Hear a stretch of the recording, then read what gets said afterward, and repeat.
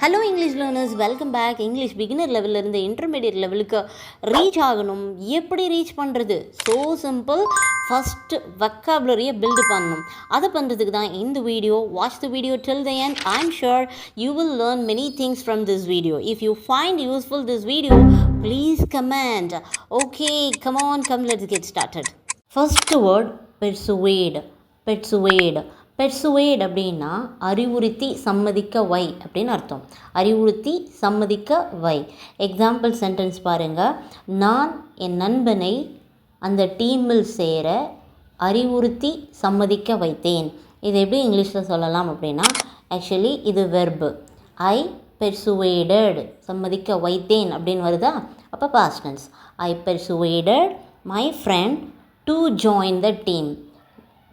டீமில் சேருவதற்கு, to join the team, அவ்வளோதான். நான் அவனை அறிவுறுத்தி சம்மதிக்க வைக்க முயற்சித்தேன். இது எப்படி இங்கிலீஷில் சொல்லலாம்? I try to persuade him. I try to persuade him. Okay. Next word nostalgia. நோஸ்டால்ஜியானா வேறு ஒன்றும் இல்லை, பழைய ஞாபகம், பழைய நினைவு. இது ஒரு பெயர் சொல். ஓகே. அப்படிங்கிற இடத்துல நம்ம நோஸ்டால்ஜியா அப்படிங்கிற இந்த வேர்டை நம்ம யூஸ் பண்ணணும்.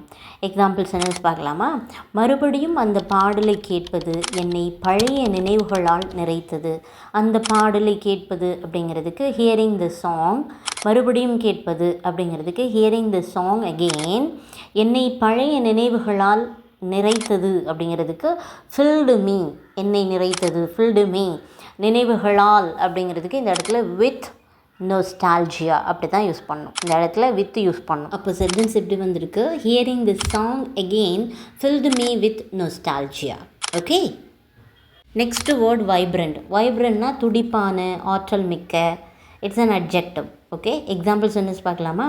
அவர் ஒரு துடிப்பான இளம் நடிகர். இது எப்படி இங்கிலீஷில் சொல்லலாம் அப்படின்னா, அந்த துடிப்பான அப்படிங்கிறதுக்கு he is a vibrant young performer. He is a vibrant young performer அப்படின்னா அவர் ஒரு துடிப்பான இளம் நடிகர். ஓகே. நெக்ஸ்ட்டு அவள் ஒரு ஆற்றல் மிக்க ஆளுமை கொண்டவள். இது எப்படி இங்கிலீஷில் சொல்லலாம்? ஆற்றல் மிக்க, துடிப்பான, ரெண்டுக்குமே நம்ம என்ன யூஸ் பண்ணுறோம்? வைப்ரண்ட் தான். அப்போது she has a vibrant personality. She has a vibrant personality. Next நாம் பார்க்க போகிற வேர்டு கேட்டலிஸ்ட். கேட்டலிஸ்ட் அப்படின்னா வினையூக்கி அல்லது மாற்றத்துக்கான காரணம். ஐ மீன் மூல காரணம்னு கூட வச்சுக்கலாம். இதை வச்சு, இது ஆக்சுவலி இட் இஸ் நவுன். இதை வச்சு எக்ஸாம் சென்டென்ஸ் பார்க்கலாம். குண்டுவீச்சு தாக்குதல் போருக்கு வினையூக்கியாக இருந்தது. குண்டுவீச்சு தாக்குதல் அப்படிங்கிறதுக்கு த பாம்பிங் அட்டாக். ஓகே. இருந்தது வாஸ். எதுவாக இருந்தது? வினையூக்கியா. So was the catalyst. எதுக்கு? போருக்கு. For war. Okay. The bombing attack was the catalyst. Catalyst அப்படிங்கிறது வினையூக்கி ஃபார் வார். ஓகே. போருக்கு அந்த குண்டுவீச்சு தாக்குதல் வினையூக்கியாக இருந்தது. Next word dilemma. இதை நீங்கள் டிலமான்னு கூட சொல்லலாம். அதாவது ஒரு விஷயத்தில் குழப்பம், ரெண்டும் கெட்ட மனநிலை, அதுவா இதுவான்னு. அந்த இடங்களில் நம்ம இந்த டைலமாவை யூஸ் பண்ணலாம். Example, actually it is noun. Example sentence பார்க்கலாமா? அங்கே போகணுமா வேணாமாங்கிறத பற்றி நான் இன்னும் குழப்பத்தில் இருக்கேன். ஐ மீன் டைலமாவில் இருக்கேன். இது எப்படி இங்கிலீஷில் சொல்லலாம் அப்படின்னா, நான் இன்னும் டைலமாவில் இருக்கேன். I am still in a dilemma. Okay. I am still, நான் இருக்கிறேன், இன்னமும் இருக்கேன் அப்படிங்கிறதுக்கு I am still in a dilemma. இதை பற்றி about whether I should go or not. நான் போகணுமா வேணாமா அப்படிங்கிறத பற்றி. I am still in a dilemma about whether I should go or not. Okay. Next நம்ம பார்க்க போகிற வேர்ட் எம்பத்தி. அனுதாபம் அப்படின்னு அர்த்தம். It's a noun. ஓகே. பெயர் சொல். இதை வச்சு எக்ஸாம்பிள் சென்டென்ஸ் பார்க்கலாமா? அவள் மனிதர்களிடம் ஆழ்ந்த அனுதாபம் கொண்டவள். இதை எப்படி இங்கிலீஷில் சொல்லலாம்? அவள் அப்படிங்கிறதுக்கு ஷீ. அவள் கொண்டவள் அப்படிங்கிறதுக்கு ஷீ ஹேஸ் அ. ஆழ்ந்த அனுதாபம் அப்படிங்கிறதுக்கு டீப் எம்பத்தி. ஓகே. யார்கிட்ட? மனிதர்களிடம். வித் பீப்புள்னு சொல்லணும். மனிதர்களிடம் அப்படிங்கிறதுக்கு வித் பீப்புள் தான் யூஸ் பண்ணணும். She has a deep empathy with people. அடுத்த எக்ஸாம்பிள், நான் விலங்குகளிடம் ஆழ்ந்த அனுதாபம் கொண்டவள். இது எப்படி இங்கிலீஷில் சொல்லலாம்? I have a deep empathy with animal. With animal அப்படின்னா விலங்குகளிடம். ஓகேயா? So I have a deep empathy அப்படின்னா ஆழ்ந்த அனுதாபம் with animal. Okay. Got it. Next word nuance. Nuance அப்படிங்கிறது நுணுக்கம்னு அர்த்தம். நியூஆன்சஸ் அப்படின்னா நுணுக்கங்கள் அப்படின்னு அர்த்தம். ஓகேயா? எக்ஸாம்பிள் சென்டென்ஸ் பார்க்கலாம். மொழியியலாளர்கள் மொழியினுடைய நுணுக்கங்களை ஆராய்கிறார்கள். இந்த மொழியியலாளர்கள் அப்படிங்கிறதுக்கு அதாவது பன்மொழி தெரிந்த அறிஞர்கள் அப்படின்னு சொல்கிற மாதிரி. ஸோ லிங்க்விஸ்ட்ஸ் அப்படின்னு சொல்லணும். அவங்க என்ன பண்ணுறாங்க, ஆராய்கிறார்கள், எக்ஸ்ப்ளோர் பண்ணுறாங்க. லிங்க்விஸ்ட் எக்ஸ்ப்ளோர் எது, மொழியினுடைய நுணுக்கங்கள் அப்படிங்கிறதுக்கு த நியூஆன்சஸ். எதனுடைய நுணுக்கங்கள், லாங்குவேஜினுடைய, மொழியினுடைய, of language. Linguist explore the nuances of language. மொழியியலாளர்கள் மொழியினுடைய நுணுக்கங்களை ஆராய்கிறார்கள். நெக்ஸ்ட் வேர்ட் ரூத்லெஸ் அப்படின்னா கருணையற்ற, இரக்கமற்ற அப்படின்னு அர்த்தம். It is an adjective. Example sentence பார்க்கலாமா?